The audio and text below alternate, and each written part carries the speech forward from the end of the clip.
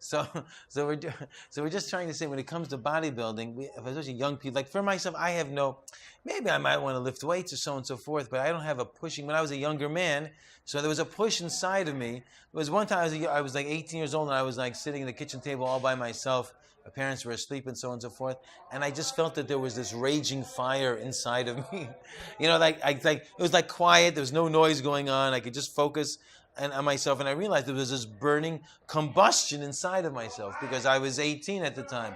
Now that it's many, many years since the age of 18, so it's not there anymore. When a person's a young person, this energy is burning because a person has to go and he has to accomplish things. So a person has to understand that to take the burning inside of him and not to accomplish the wrong thing with it, not to make it an engine for something that is not what it's meant to be for.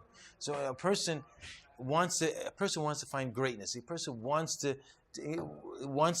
to know what is greatness. There was one time I saw the screen over there. I was watching it on the big sports screen, and I saw this. I saw this person. Yeah, I saw this outfielder.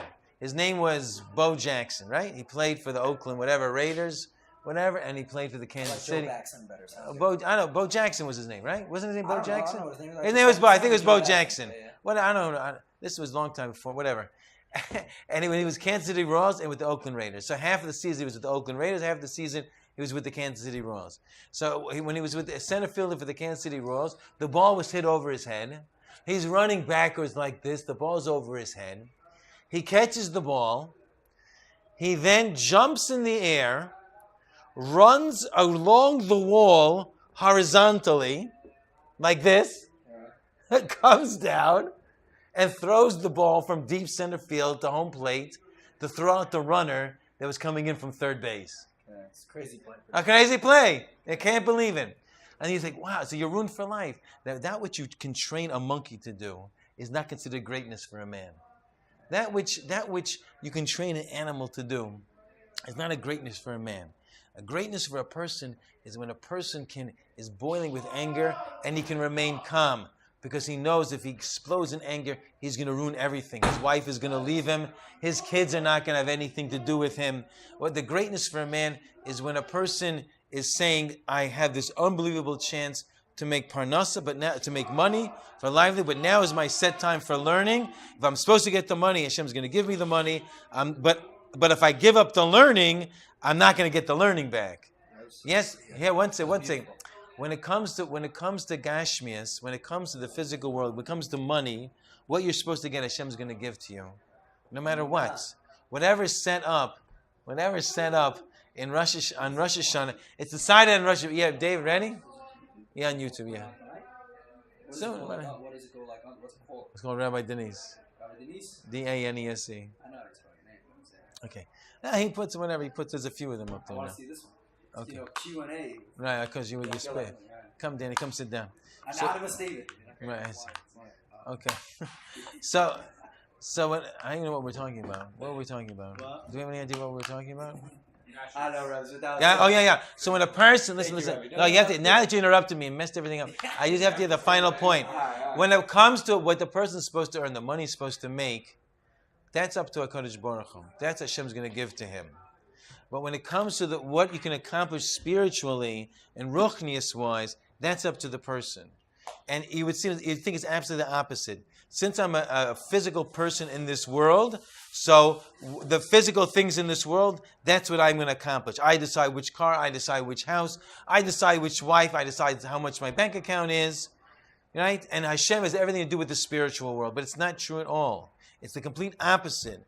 When it comes to Hashem, Hashem decides how much you're going to make for the year, what car is yours, what wife is yours, what house is yours, and what do you have to decide? How much everything's in the hands of Hashem, except for the fear of Hashem. Okay, well, that's it. Here, this point, before you bring a different point, here, this point. Everything's in the hands of Hashem except for the fear of Hashem. That's up to you. How much you're going to decide that you're going to be obedient to Hashem, that you're going to fear Hashem, that you're going to love Hashem, that you're going to do things that want to please the Kadosh Baruch Hu. That's all up to you. So if a person says, I can make a tremendous amount of money, but every day at 4 o'clock, I learned Torah, and now it's 4 o'clock, and the person can say, if he's supposed to get the deal, if he's supposed to get them, maybe he'll lose the deal. But the money he was supposed to get from the deal, if he was supposed to get it, he's going to get it anyway. But the Torah that he gives up, that he gave up. That was something that only he could earn, and he decided not to earn it. That's up to him. Yes? Okay. See you later. Okay. I'm going to try to do the right thing. Okay. I hope to try to do the right thing also. So we're talking here.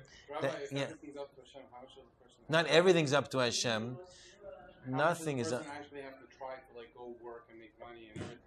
Why can't you just So say, pay attention like this. This is a good question. Here the answers. Practically, No. He didn't walk ask there you. and wick He and all didn't. that He didn't ask you. He asked me. Let me give the answer, please. The answer is like this.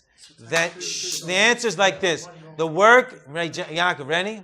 The work that you have to do and the money that comes from the work that you have to do are two completely independent factors and have nothing to do with each other. Yes? The money you're supposed to get, Hashem is going to give to you. But Hashem may hold back that money because He wants you to work, because the best thing for you is to work at that moment. Do you understand what I'm saying? Hashem doesn't need your work to give you money. But He'll hold... Wait. No, yes, let me just... Wait. 1 second. Hashem doesn't... Listen to me. Hashem doesn't need your work to give you money. But Hashem may decide, I'm going to hold up the money, because for His character perfection, He needs to work. And the only way He's going to work is if I hold things back for Him.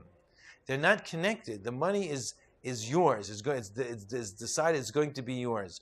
Hashem can decide when to unleash it, when to give it to you. But He says the fact that a person works hard is very good for a person's character. Yes, you see a person's a total mess, and suddenly he come back and he looks like he's okay. You realize the person got a job. He has to get up at a certain time.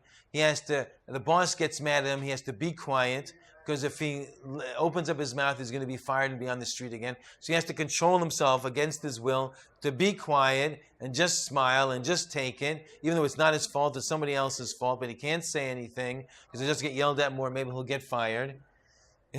So and he has to come in, he has to get a paycheck, and he has to work hard and diligently and come in early and leave late and do extra because he wants a promotion and so on and so forth. And the whole time he has to think everything's from HaKadosh Baruch Hu. It's not from my boss. That's tremendous. And then he has to work, he has to be consistent, he has to be diligent, he has to be hardworking, can't give up, he can't be a baby. Your boss comes and says something not nice to you, so you're like, well, I'll show you. I mean, many times I worked for a boss. I worked for a boss. I was young when I first got, even before I got married, I worked for this certain person, and and he would say he would say things that were insulting to me, and so on and so forth. My initial reaction was to pick up the computer and just smash it on the floor and walk out, but I didn't do it. My family like, oh yeah, I'll show you, but I didn't do it though because I had a job. And if I did that, I would be fired and they would call the police on me and I have to pay for the computer anyway.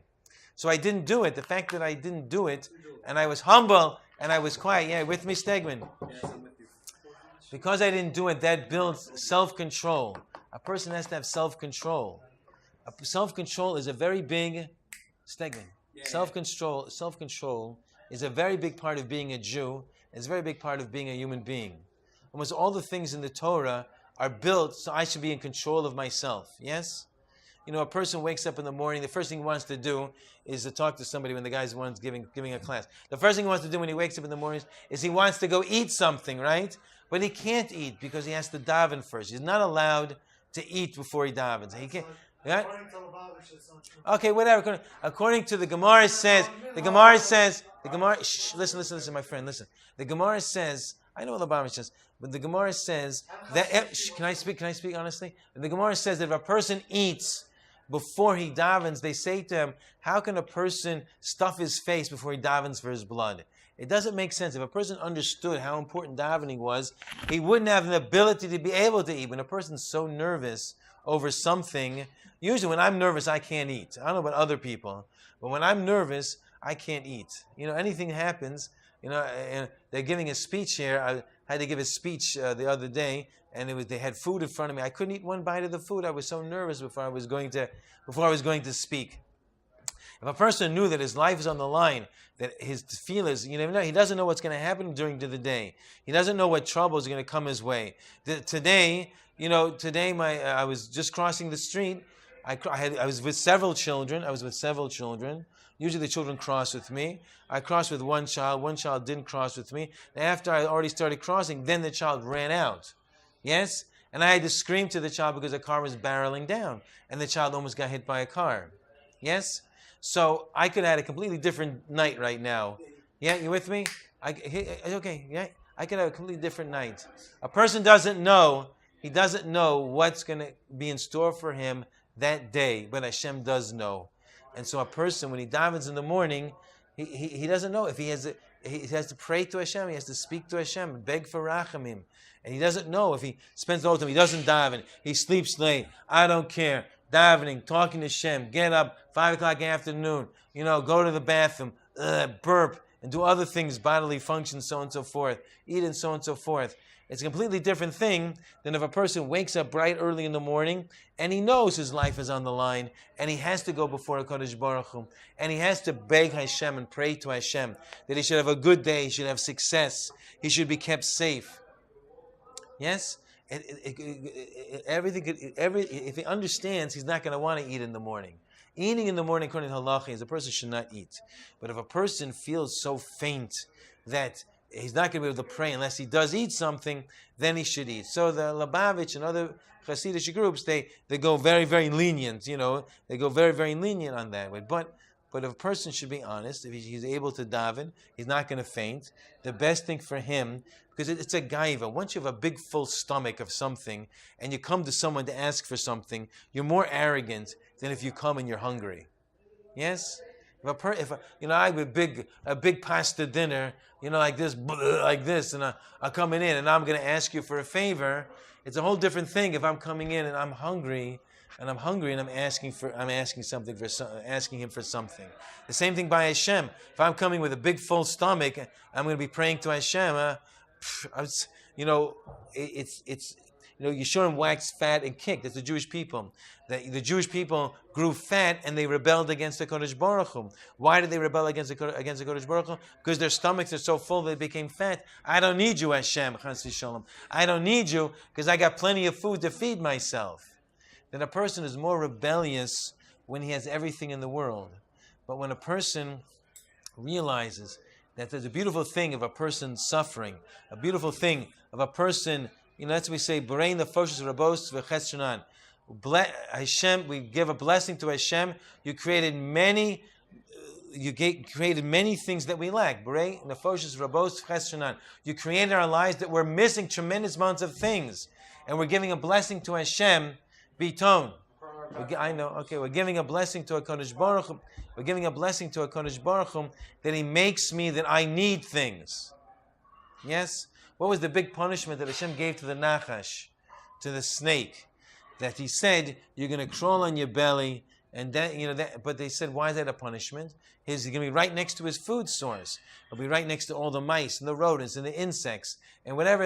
He can bite people's heels. It's always going to be right next to his face. So they said, that is the punishment.